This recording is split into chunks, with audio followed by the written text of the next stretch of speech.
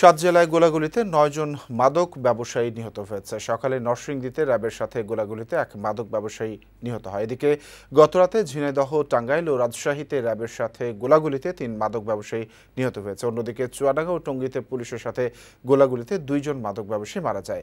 এছাড়া যশোর সদরে দুপক্ষের মধ্যে গোলাগুলিতে ৩ মাদক ব্যবসায়ীর মৃত্যু হয়। প্রতিনিধিদের পাঠানো তথ্যচিত্র নিয়ে ডেস্ক রিপোর্টে দেখুন বিস্তারিত।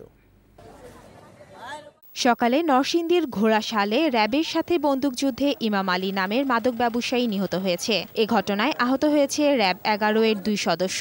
ঘটনাস্থল থেকে একটি বিদেশি পিস্তল, ২ রাউন্ড গুলি ও ১,০০০ পিস ইয়াবা উদ্ধার করা হয়।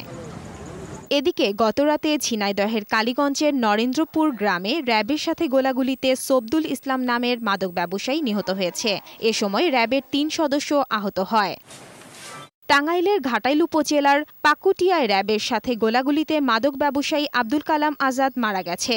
বিষয়টি নিশ্চিত করেছেন র্যাব ১২-র সিপিসি ৩-এর কোম্পানি কমান্ডার রবিউল ইসলাম। মাদক বিরোধী অভিযানে রাজশাহীর পুঠিয়ায় র্যাবের সাথে গোলাগুলিতে ৮ মামলার আসামি ও মাদক ব্যবসায়ী লিয়াকত নিহত হয়েছে।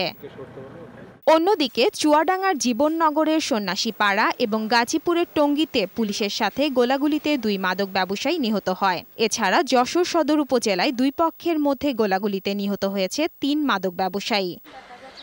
ডেস্ক রিপোর্ট, বৈশাখী সংবাদ।